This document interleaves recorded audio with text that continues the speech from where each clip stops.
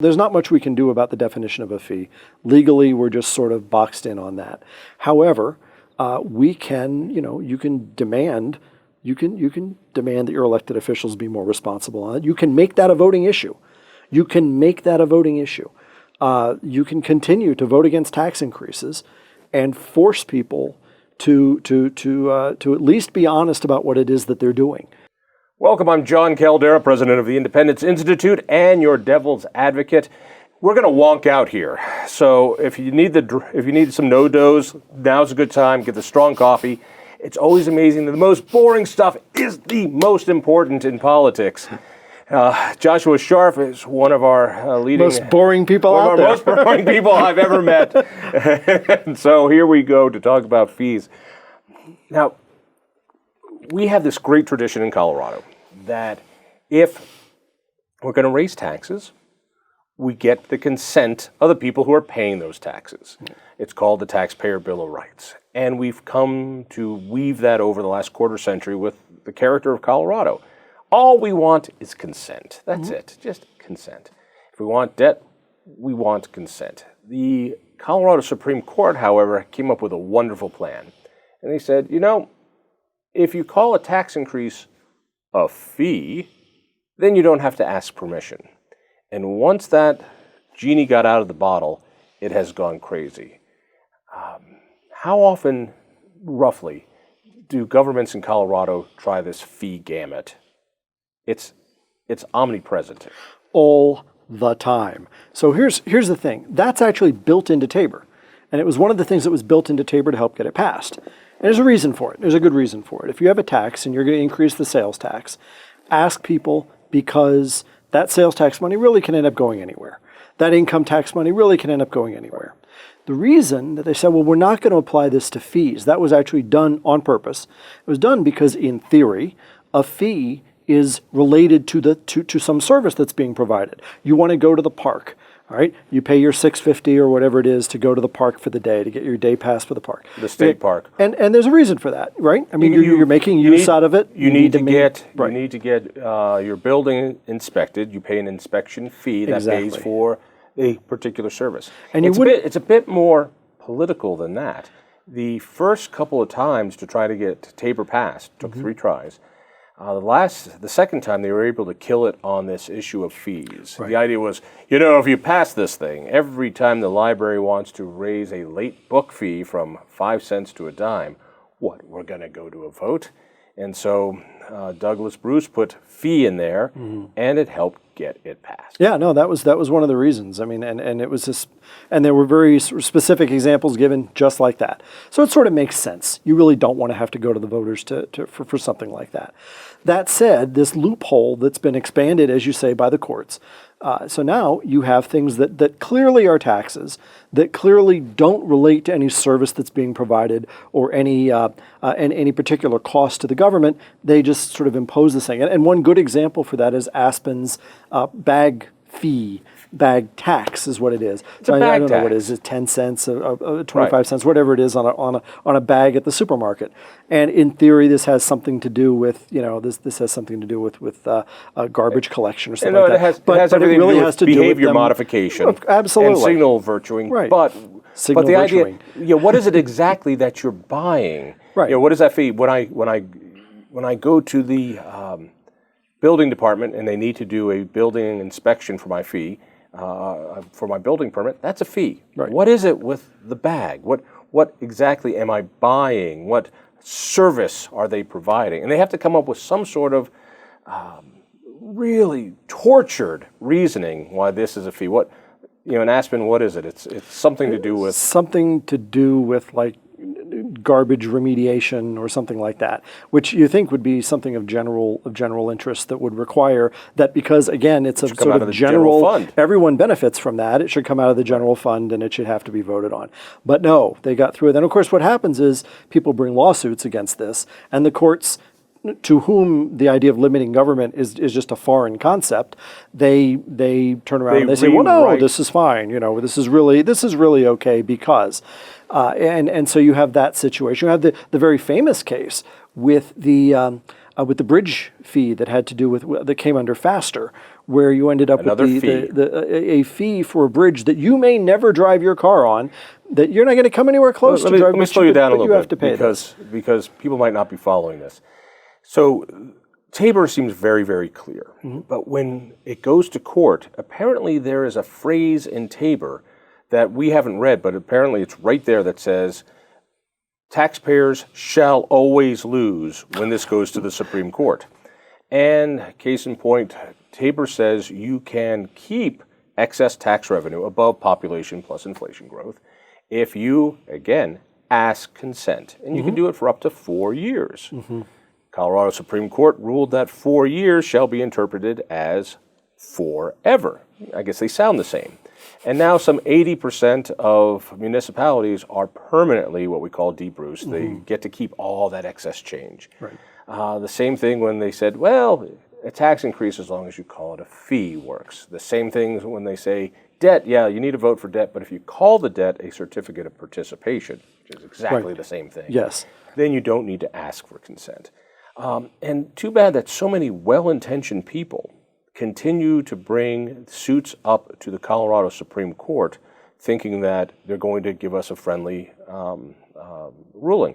I have been guilty of this when Bill Ritter, governor, put in the mill levy freeze, which was a huge tax increase, and even the treasurer said this is a change to tax policy. The Supreme Court ruled 5-2. No, it's fine. And every time we do this, including the FASTER fee, we add more legal precedent that it's okay not to follow the Taxpayer Bill of Rights. We got to learn that we have to tie the hands of politicians. Keep going with the fees. Right. So what's ended up happening is that, as you say, you have this this loophole, and that if things are defined sort of in the right way, that the courts can find a reason to say that it's all right, then they can impose these. So the question is, how have governments, not just in specific high-profile cases, but how have governments across the state really taken advantage of this this loophole? And it turns out that they do so in different ways. At the state level, they take advantage of it in one way. In different municipalities in different areas, there are other effects of this as well. All right, and this is where we are going to get to a new level of wonkiness here that's going to be spectacular. So if you're going to drop acid, now's a good time, because then this is really going to get great. You just finished an issue paper for the Independence Institute diving into these different examples of fees, not just on the state level, but on different governmental levels. Yes. In general, what was the finding? So, well, that was the finding. In general, they take advantage of it in different ways. Every way. Yeah, I mean the state. So we'll run through them. Run through them. We looked at the state. We looked at 3 different counties because for purposes of geographic diversity. We looked at Pueblo City. We looked at Gunnison County, and we looked at Jefferson County. Wanted to see what effects this had as well. And then we also looked at a special taxing district, which is kind of a situation where you almost want the fees to be growing faster than the taxes, right? Because there may be a specific service that's being provided, and you kind of want that to be, and they're providing water services, right? Right. So you kind of want that to be more connected. So we picked on RTD as the example. All right. Well, let's go from big to small. Let's start with the state. Let me give you my sense of why fees are dangerous beyond just the cost. Yeah, it's immoral to be calling taxes fees, or should I say unethical. What's immoral is the system that's being created by it. So when TABOR started, about 2/3 of the state budget came in the general fund, which our representatives govern. We elect them, we have taxation and representation, but the fees would go into what's known as enterprises. Enterprises are the pseudo-governmental, quasi-governmental entities, and appointed people govern that. Now, 27 years later, 28 years later, we have this system where most of government is now in these enterprises. So about 1/3 of all government spending is is in the general fund where we have taxation with representation. Almost 2/3 of government now are in these fees and enterprises that have no representation. I don't care if you're left, right, or center. This should scare the hell out of you that the people of Colorado have no accountability. We're not running the government through representative democracy anymore. Appointed people are doing it that we can't control. The idea that legislatures, that elected legislatures, have the ability to raise taxes, but that sort of, if you're not represented in some way and that doesn't, is exactly the sort of thing that led people in Boston to go throw tea into the harbor, Right. 200 and some years ago. Exactly, and we are creating the exact same scenario now, and most people, left, right, and center, are blind to it. So what happens is, there have been three large instances of that, and it really accounts for, even as things move over into enterprises, enterprises are also a way of hiding these fees, as you point out. So you have you have this thing called FASTER, which we talked about, the bridges, and the taxes. For those who might not be following, this is a tax increase on our car registrations. Right. But they called it a fee, so that we didn't get to vote on it. Right, exactly. And there were several of these fees that were tacked onto your car registration. They went to various things, either to repair roads and bridges, or for highway maintenance and so forth. Some of it looks more general, some of it looks more specific, but the fact is that it all lives in this enterprise that takes care of these road repairs. And it basically takes it off of the general fund, takes it off the books. And away from our elected officials that we get to put into office or take out of office. No, that's right. Then there was a second one that we're all familiar with that we call the Great Betrayal, right? This was the well, Republicans signed on to this tax increase. Yes, the bipartisan Great Betrayal that took basically the hospital provider fee, and this is a fee that you pay by virtue of being in the hospital. It doesn't have anything to do with what the government, with a service that the government is providing. It was done ostensibly to collect the good faith payments for Medicaid, to make it easier to get reimbursed by the government for the Medicaid expansion that took place under. It was a way to get more federal money in. So we had to increase our share so we could get even more from the feds. How do we do this without asking the people? We call it a fee. And again, that went out from what had been collected, the general fund, go back into the general fund, into an enterprise now, which in theory can just raise this thing whenever they feel like it. Again, no representation. This is an appointed board. It may have to be approved by the membership, may have to be approved by the legislature, but it's not really directly accountable to the people. And so you have that instance, and now the latest instance is the reinsurance program that was passed, which is basically insurance for insurers against essentially catastrophic cases for the insurers. This was something that again started out and right now continues to exist in the general fund. Hasn't gotten enough revenue on its own to be able to move out. One of the requirements for an enterprise is that it can't get more than 10% of its money from the government that it's sort of a part of. Right. So right now the reinsurance program is still getting most of its money from fees are still from the government, but they don't count that in the equation. Well, understood. Right. But it's but it can't get so once it moves out, once it begins collecting enough money on its own, it'll move out and be this self-sustaining enterprise, meaning this in essence self-governing enterprise. Well, I love it. But the self-sufficient, given that you have no choice but to pay the fee, right, when you're in the hospital, right, or when you have a car, or when you need to go to the grocery store and you don't want to hold all your groceries. Well, that wasn't meant as a defense of it. Right. I was just saying that it doesn't. Exactly. It's not. It doesn't require income tax money. It has this captive audience that has to pay for it. One of the things that's important as well to understand with this is that referendum C, under Ref C, or before Ref C, I should say, if something moved out of the general fund into an enterprise, then the TABOR cap dropped, right? Because now you've taken this money out, and so it says, well, it's going to be the previous TABOR cap. bring those people tripping out on LSD right now back into this so they understand. Back in 2005, Referendum C and Referendum D, Ref C passed, Ref D failed. This was something that was a compromise. Governor Bill Owens this was his signature proposal. And what he did was a 5-year timeout of the Taxpayer Bill of Rights. But really what it was a ratcheting up of the floor for TABOR, that is the maximum that you could do. And this part was one of those weird things that people didn't quite get, that not only just raised the permanent level of what government got to keep, it allowed them to peel money off of government and just keep backfilling.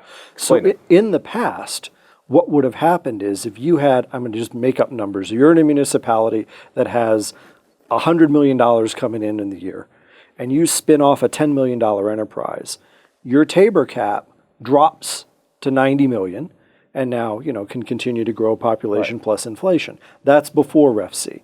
After Ref C, you're at that 100 million, and it just continues to grow up there. You spin off that $10 million a year enterprise, but it doesn't drop the TABOR limit. Which means that you're clearing cap room. And unlike the Rockies, the government's perfectly happy to spend that money. So, now you've got I wish the Rockies were willing to spend that money.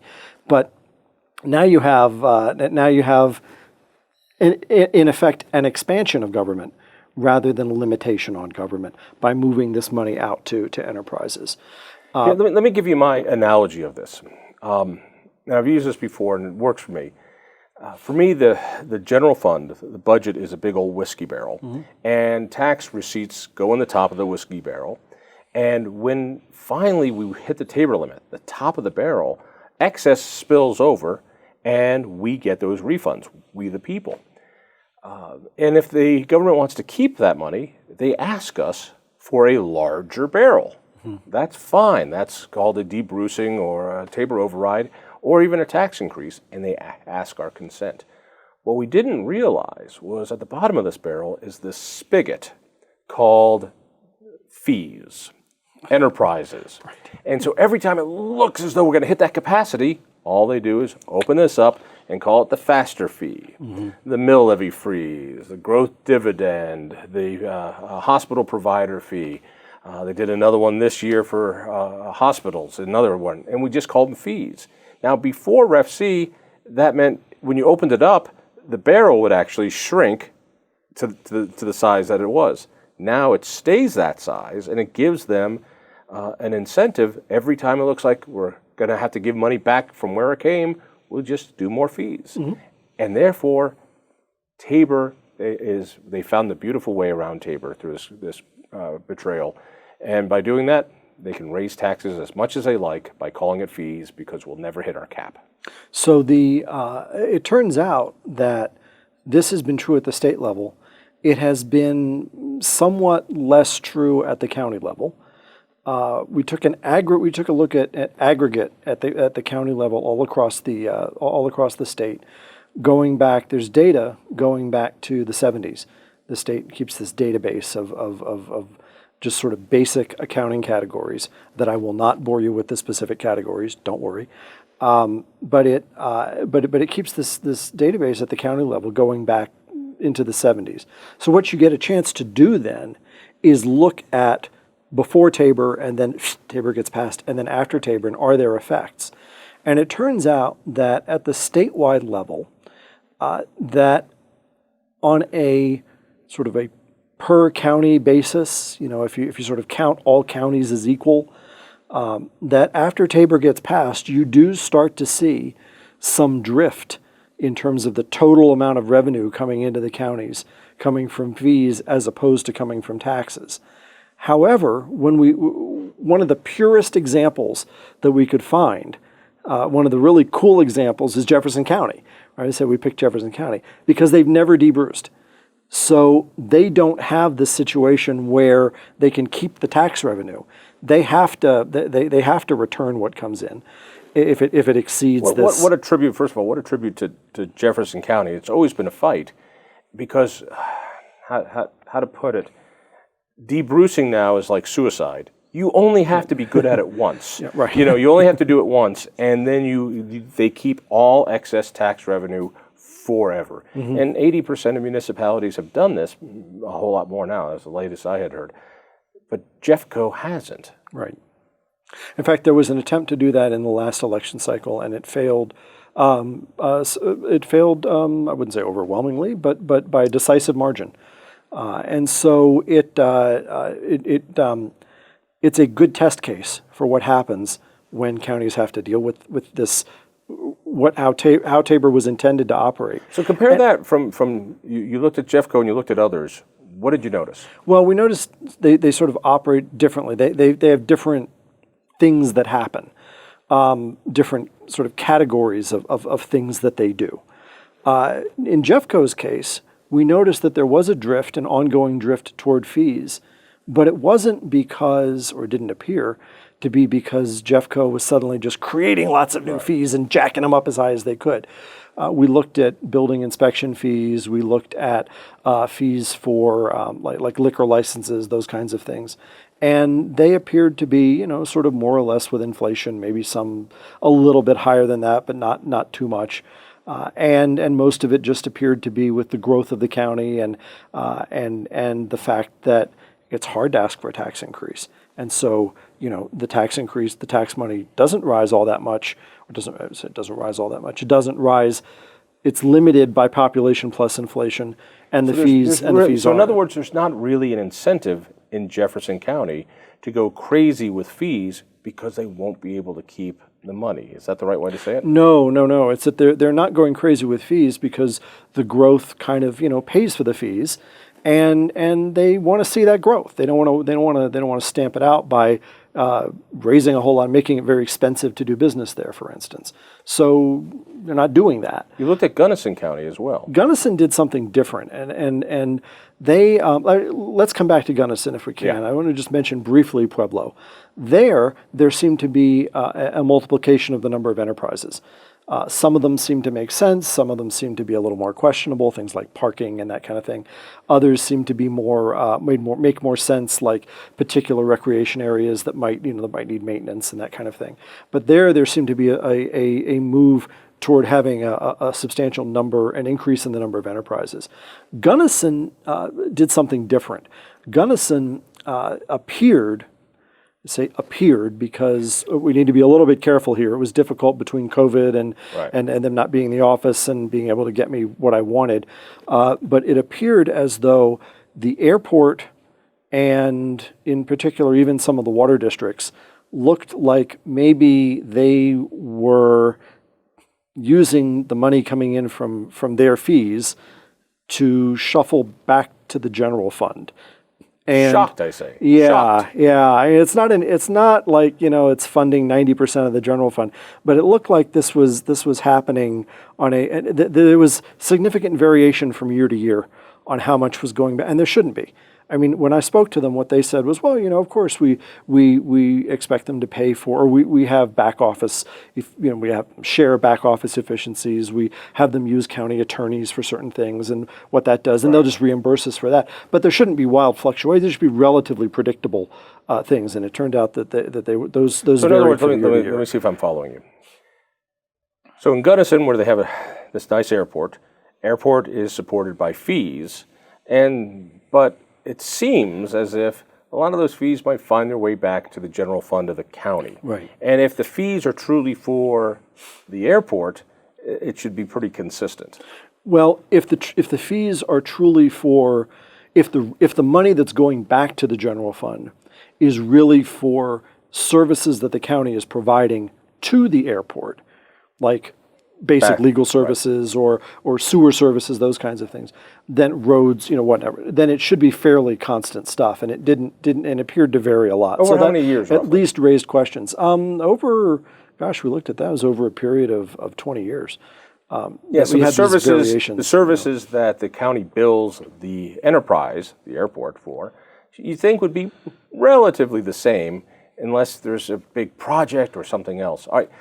I don't want to run out of time without talking about Pueblo as well. What did you look at in Pueblo? Well, that was with the enterprises. Okay. And we noticed that, for instance, there were certain enterprises that got created that made sense to be enterprises. Let's say Pueblo. right in Pueblo. So let's say there's a house, a historic house. The people that come through, you might want to create a fee for that, so that the people who come through to enjoy the house or see or use the house historic as a museum in center, town. We're going to those kinds put of that things into a make fee. sense. I pay $5. It goes into that. But then there was a fee for road maintenance, a fee for streetlight maintenance, things that really should be Our core functions right. of city government. That seemed a little questionable, and so we point that out. That seemed to. But that's not a little questionable. You are much too charitable. That's really questionable.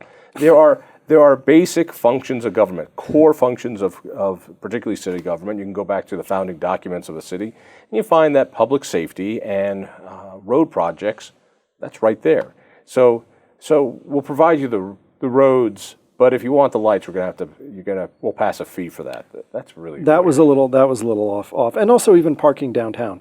You would think again the sort of thing that's generally available to everyone, that everyone might need to take advantage of at some point or another. We're not talking about parking like where that you're paying the fee when you use the park. Right. We're talking about just sort of a general enterprise for that. I mean, just regular non-charging parking lots. Even charging part, again, this was put under Yeah. an enterprise. It seemed like maybe it really shouldn't be under an enterprise. Like really that should be under. Let people know that there's a chance to rein some of this in this fall. Yes. That Proposition 295, it'll get a different number when it gets through checking their signatures, will say if the state is trying this gamut and it's $100 million or more, we have to okay it at the ballot box. We need to be doing that on the city level, on the county level, and these special districts. Special districts also get to do this. For people who don't know, there are 5,000 governments in Colorado. Yeah. 5,000 governments. And we get very excited about our state government and maybe a couple big cities. 5,000 special districts make up a lot of that. You looked at some other districts as well. Yeah, we looked specifically. We needed a special taxing district, and the one that we settled on was RTD. You might say, well, why not something like Denver Water? Denver Water, it turns out, is an enterprise, so that doesn't really help all that much. But RTD isn't. RTD is funded by a special taxing district. It's got that on your sales tax. Let me just put it out there, since I'm the former chairman of RTD. RTD is one of the most well-funded transit districts in the nation.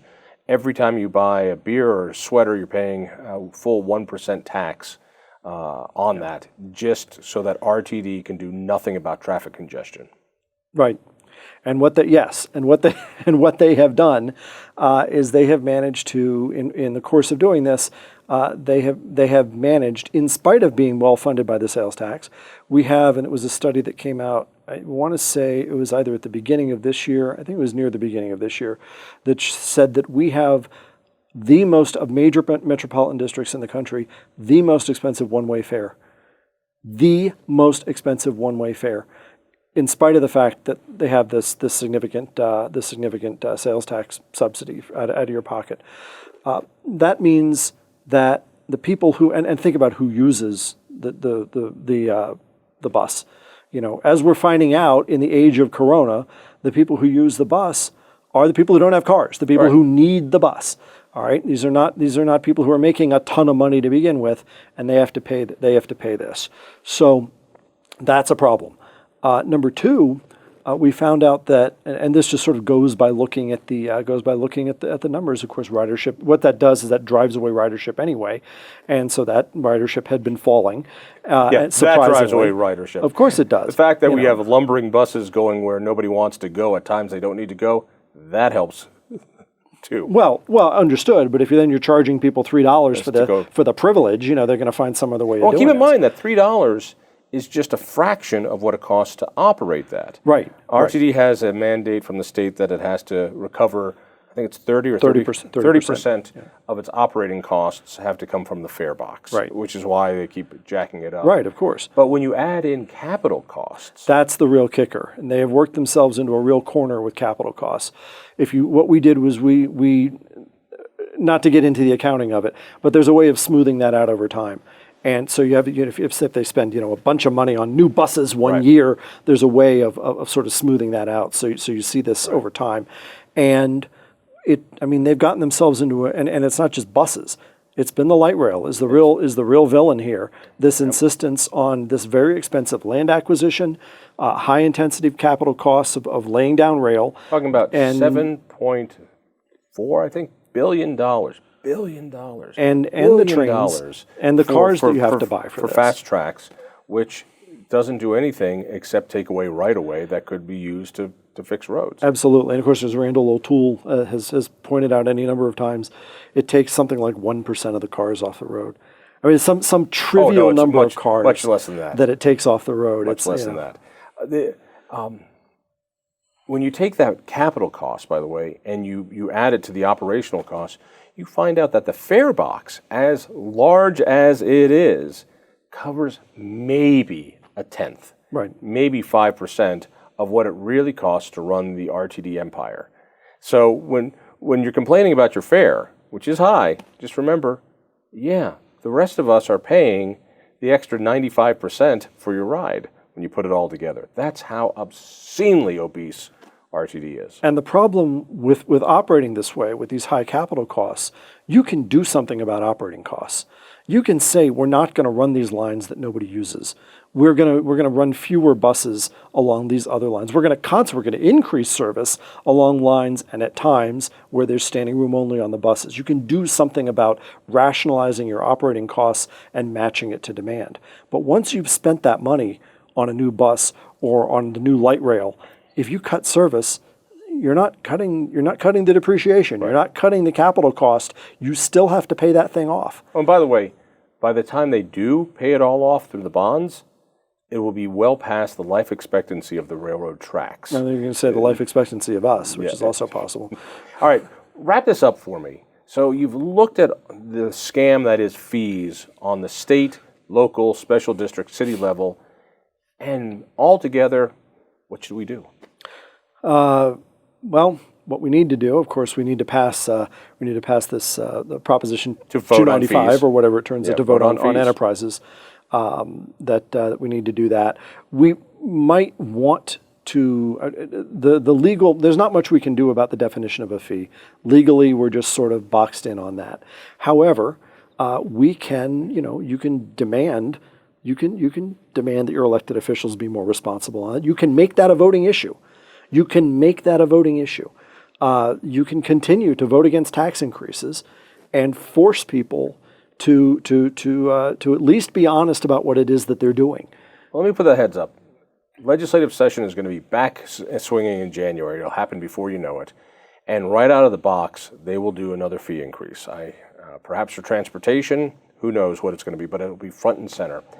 And we need to let them know it's unacceptable. So the one thing we have is political pressure. Your city council members should put fees up for a public vote. The bag tax should go for a public vote. Yeah, the courts will let them get away with this, but as far as political accountability, we can hold them to this.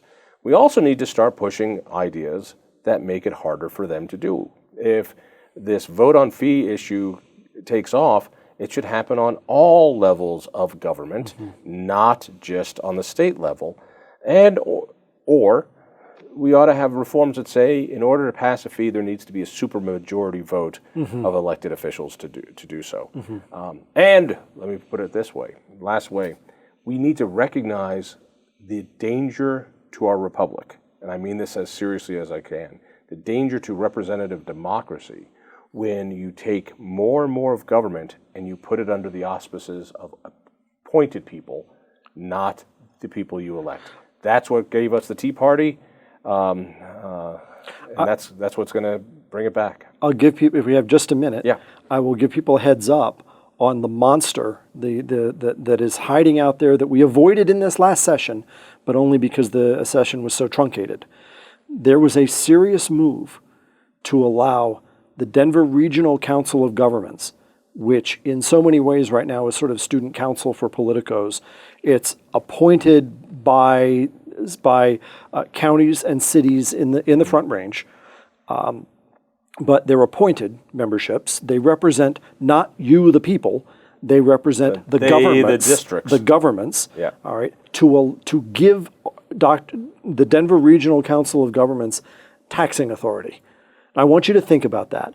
Unelected, appointed representatives, not of the people, but of the governments, of the districts themselves, being able to levy taxes on individuals, right? That's a monstrous idea, and it's the kind of thing that people ought to. It will be back. And if you're looking for a voting issue, if you're in one of these marginal House districts or marginal Senate districts that's coming up, and you're looking for an issue to really hold the candidates' feet to the fire, ask them where they stand on that, because it is an enormous grab, enormous money grab and power grab away exactly from what you just said, from the basic fundamental democratic norms of your elected officials being able to tax you, to these unelected, essentially unresponsive, appointed, student council wannabes putting their hand in your pocket. All this coming from a progressive governor and a progressive legislature that has all the levers of power. Mm-hmm. They don't need to raise a single fee. They can put anything they want on the ballot. That is terrifying, and we'll bring you back again to talk about that horror when we can. Hey, Joshua, thanks for everything you do. It's a wonderful issue paper. Go to Independence Institute to look at it. That's thinkfreedom.org. We'll see you next time. If you enjoyed that conversation, by all means, click one of these other great programs. We have the best conversations with the most fascinating Coloradans. And subscribe to our channel. Just click down below and hit that little bell button too. You don't want to miss a single show.